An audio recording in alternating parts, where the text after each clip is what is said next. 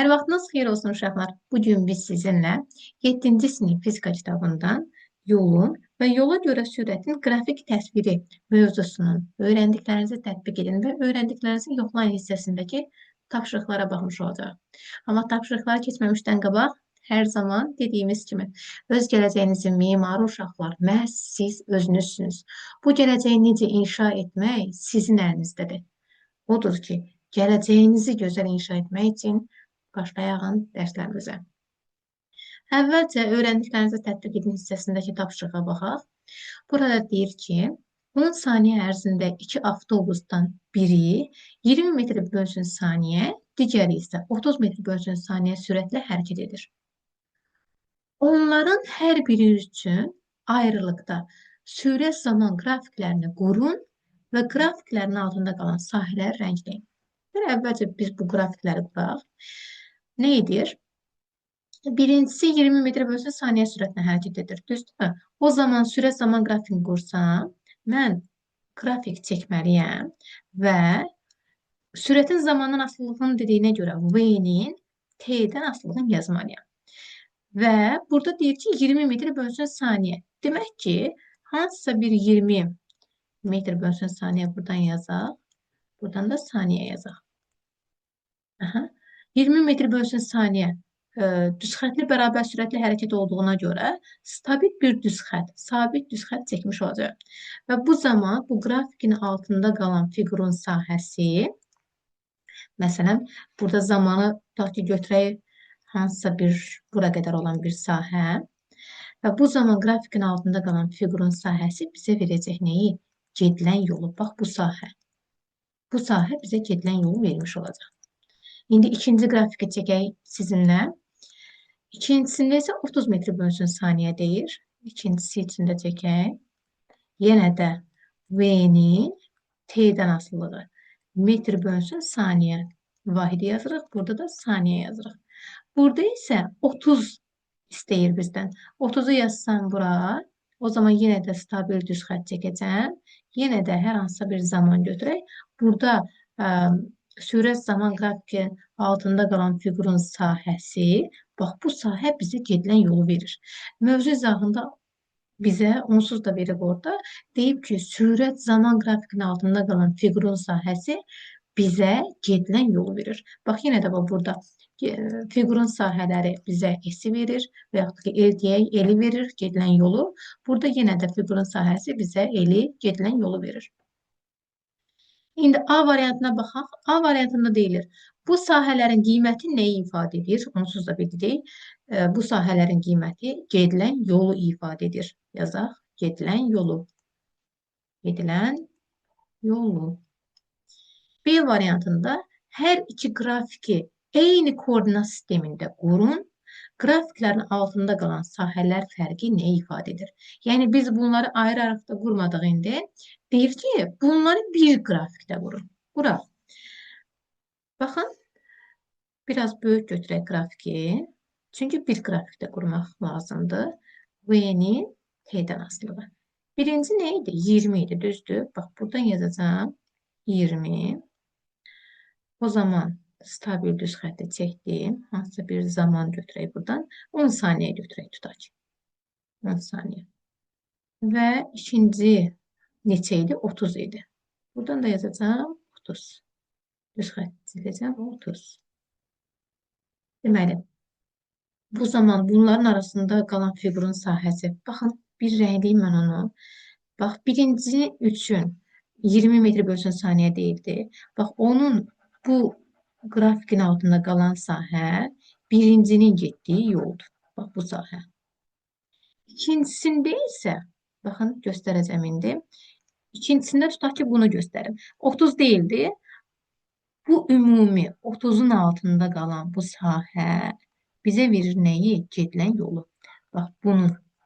Amma fikir versəz, burada ikisinin də getdiyi, rəyləndiyi yer, bax, budur, düzdür. Amma heç ikisinin də rəylənmədiyi, təkcə 30-un rəyləndiyi hissə hansıdır və? Qoy fərqli rəylə göstərim, bax bu. Bax bu. bu sahə bunlar arasında yollar fərqidir. İstəyirsiniz bunu sübut olaraq da göstərək. Birinci üçün hesablasaq, L1 bərabərdir. 20 ilə getmirdi, V vursun T'dir də. 20 metr bölsün saniyə sürətlə hərəkət edirdi. 20 vurulsun 10 bərabərdir 200 metr. İkinci üçün yazsam L2 bərabərdir.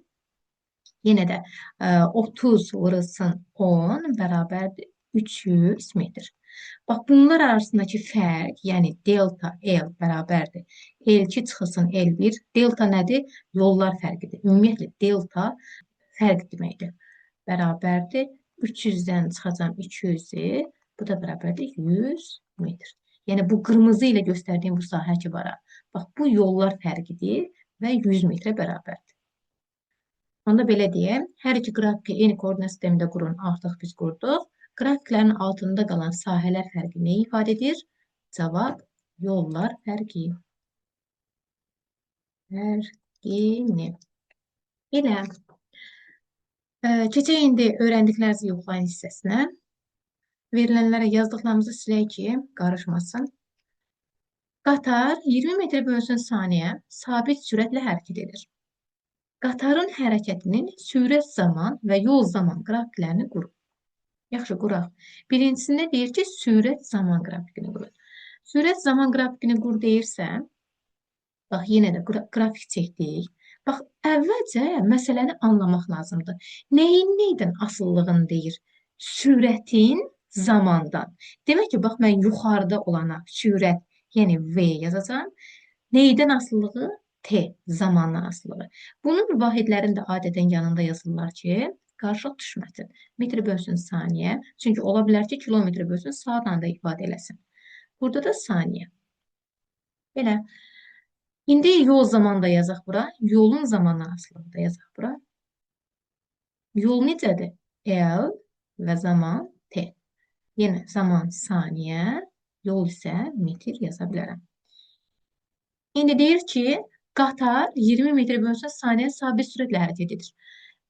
20 metr bölsün saniyə sürətlə verdiyinə görə, yəni sürəti verib, ona görə buradan bir 20 seçirik və sabit düz xətt çəkirik. Bu oldu bizim sürət zaman qrafikimiz.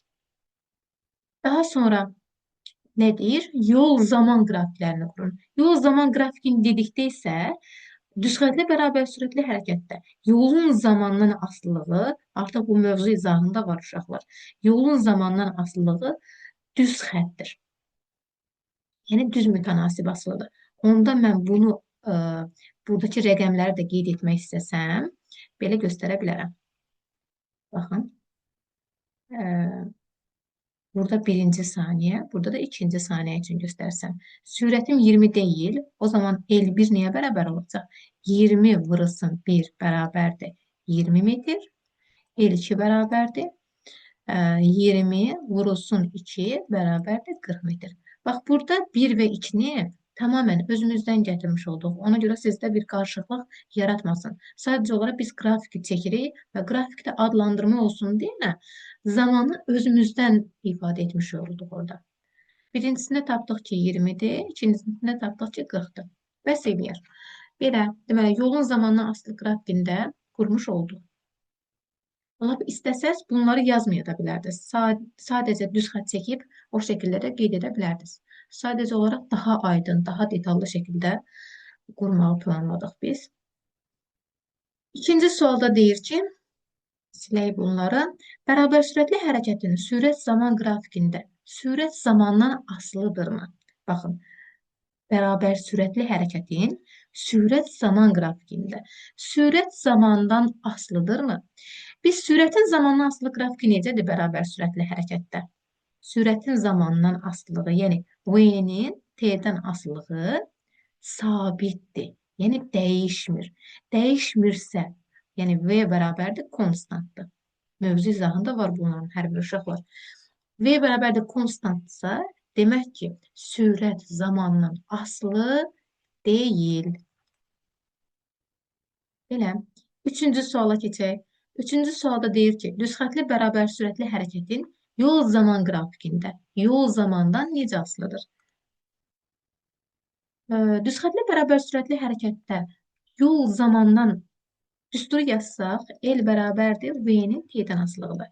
Biz bayaqlarda əslində bunu çəkmiş olduq, amma yenə də göstərək. Biz bilirik ki, L-in T-dən asılılığı necədir? Düz mütənasibdir. Bəs bunu hardan bilirik? Sübut olaraq da göstərək. Düzxətli bərabər sürətli hərəkətdə. Bayaqlarda biz dedik, V bərabərdir konstant deyil. Əgər V konstantdırsa, demək ki, bu sabitdir, dəyişmir.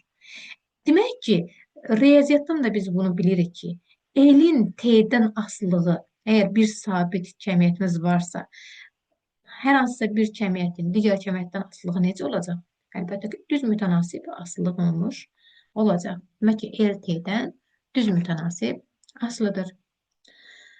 Və keçirik dördüncü suala. Dördüncü sualda deyir ki, düzxətli bərabər sürətli hərəkət edən avtobus 3 dəqiqədə 3 kilometr 600 metr yol getmişdir.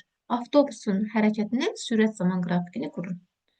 Yaxşı, əvvəlcə verilənləri yazaq. Bizə deyir ki, T bərabərdir 3 dəqiqə. Bunu olduğu kimi saxlamayaq. 3 dəqiqə deyirsə, biz bunu saniyə çeviririk. 3-ü vuracaq 60-a, bu da bərabərdir 180 saniyə. Və yolunuz nə qədərdir? 3 kilometr 600 metr. Yəni, L bərabərdir. Bir dəfəlik çevirək, 3 kilometr 600 metr hələ 3600 metr deməkdir.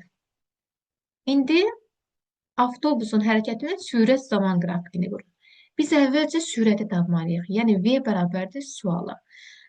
Sürətin düsturu necədir? V bərabərdir L bölünsün T-yə. Bu da bərabərdir. Elimiz nə qədərdir? 3600 bölünsün 180-ə. Bu da bərabərdir. Sıfırlar ixtisar getdi. 20 metr bölünsün saniyə. Demək ki, sürətin qiymətini tapdıq ki, 20 metr bölünsün saniyəyə bərabərdir. İndi bizdən qrafiki çəkməyi də istəyir. Qrafiki qursaq, yenə də bir qrafik çəkirik. Burada sürətin zamandan asıllığını deyir. Yuxarıya nə yazacaq? V, aşağıya da T. Vahidlərin yanına yazaq. Saniyə, burada metr bölünsün saniyə. Tapdıq ki, düzxətli bərabər sürətli hərəkət olduğuna görə, V-ni də 20 tapdığıma görə buradan yazacağım 20 və sabit bir düz xət çəkəcəm. Belə, artıq biz qrafiki qurduq. 20 metr bölünsün saniyədən başlayaraq sabit düz xət. Və tapşırığı da artıq izah etdik. Yəni, burada əlavə bir sual qalmadı. Elə uşaqlar, ümid edirəm ki, tapşırıqların izahı sizə aydın oldu. Yenə də uşaqlar, hər zaman dediyimiz kimi, öz gələcəyinizin mimarı məhz siz özünüzsünüz. Gələcəyinizi necə inşa etmək sizin əlinizdədir. Odur ki, gələcəyinizi gözəl inşa etmək üçün gələn görüşlərə dək. Sağ olun uşaqlar.